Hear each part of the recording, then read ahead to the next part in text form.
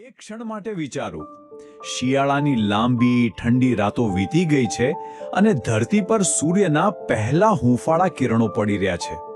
જાણે પ્રકૃતિ ઊંઘમાંથી જાગી રહી હોય અને હવામાં એક નવી જ આશા, એક નવું જીવન ભળી રહ્યું હોય.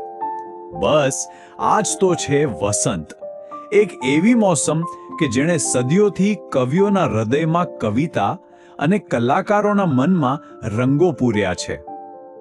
તો વસંત એટલે શું? શું એ સવારે બગીચામાંથી આવતી ભીની માટી અને ફૂલોની મીઠી સુગંધ છે? કે પછી બારી બહાર પક્ષીઓનો એ મધુર કલરવ જે આપણને જગાડે છે? અથવા કદાચ દિવસો લાંબા થવાની અને સૂર્યના એ હૂંફાળા સ્પર્શની લાગણી? ખરું ને? દરેક માટે વસંતનો અનુભવ અલગ હોઈ શકે, પણ એક વાત તો પાક્કી છે, એ છે આનંદની અનુભૂતિ.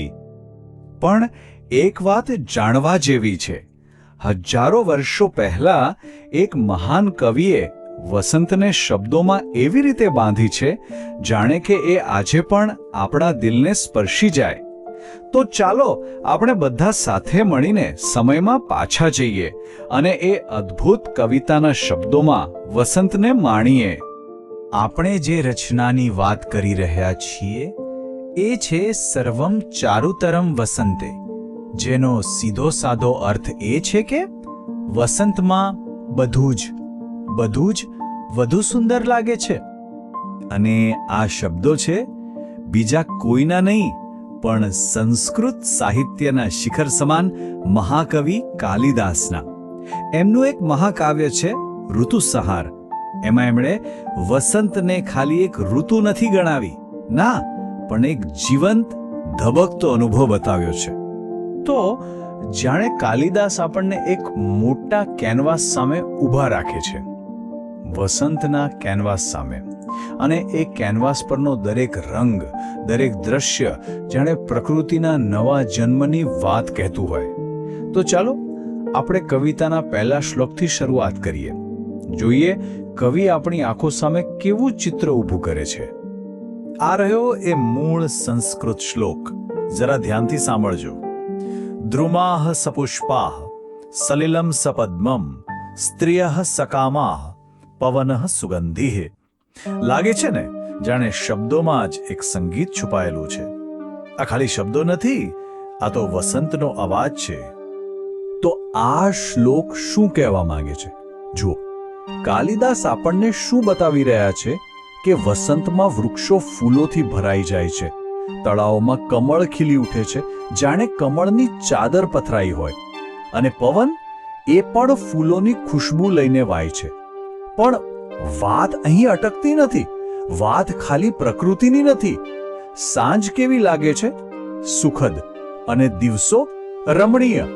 મતલબ કે વસંત ખાલી બહારની દુનિયાને નથી બદલતી, એ તો આપણા અંદરના વિશ્વને પણ બદલી નાખે છે. આ શ્લોકમાં એક શબ્દ પર ખાસ ધ્યાન આપવા જેવું છે, સુગંધી.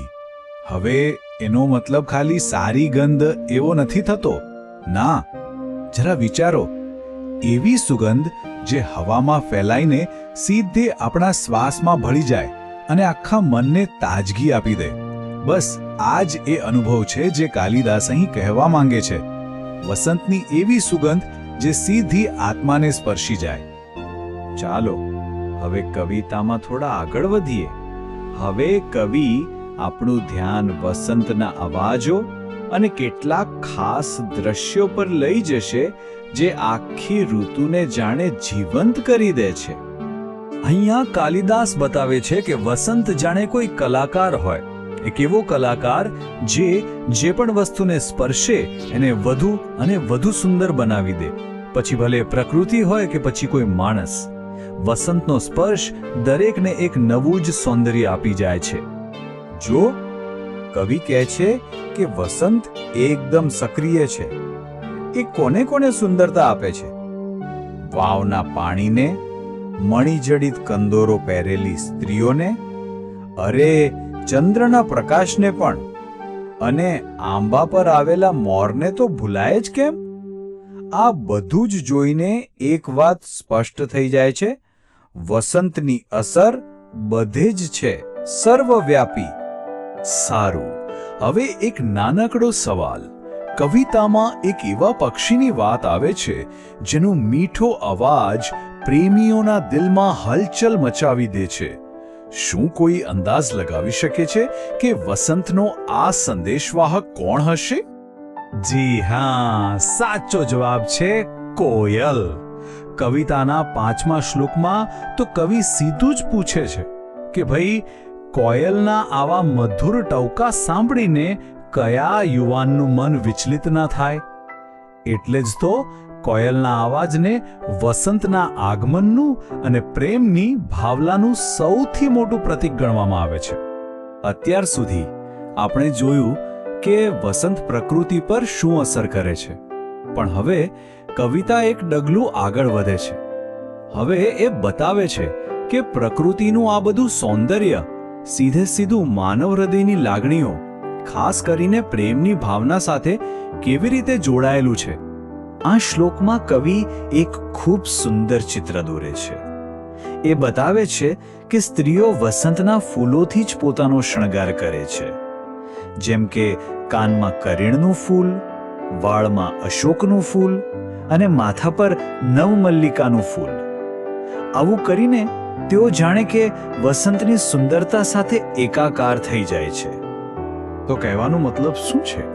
મતલબ એ છે કે કવિતા અહીં એક બહુ જ સરસ કનેક્શન બનાવે છે. એક તરફ છે પ્રકૃતિની બહારની સુંદરતા, જેમ કે ખીલતા ફૂલો, અને બીજી તરફ છે માનવ હૃદયની અંદરની ભાવનાઓ, જેમ કે પ્રેમ અને આનંદ. આ બંને એકબીજાનું પ્રતિબિંબ છે. અને છેલ્લે કવિ આપણને એક એવા સવાલ પર લાવીને મૂકી દે છે જે જાણે આખી કવિતાનો નિચોડ હોય.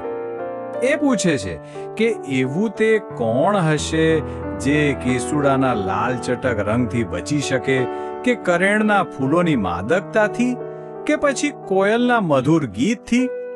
સાચું કહીએ તો આ સવાલ જ એનો જવાબ છે. એ બતાવે છે કે વસંતની શક્તિ કેટલી બધી છે, એનાથી કોઈ બચી શકતું નથી. તો સવાલ એ થાય કે આટલા વર્ષો પછી પણ આ કવિતા આપણને કેમ આટલી ગમે છે? શા માટે એ આજે પણ એટલી જ પ્રસ્તુત છે?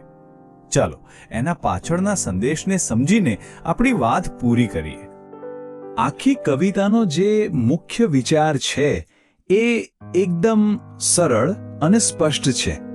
વસંતમાં બધું જ વધુ સુંદર બની જાય છે. એ દરેક વસ્તુમાં જાણે નવું જીવન અને નવી સુંદરતા ભરી દે છે. પણ આ કવિતાની અસલી તાકાત શું છે? એ આપણને શીખવે છે કે આપણી અંદરની દુનિયા અને આપણી બહારની દુનિયા એ બંને એકબીજા સાથે જોડાયેલી છે.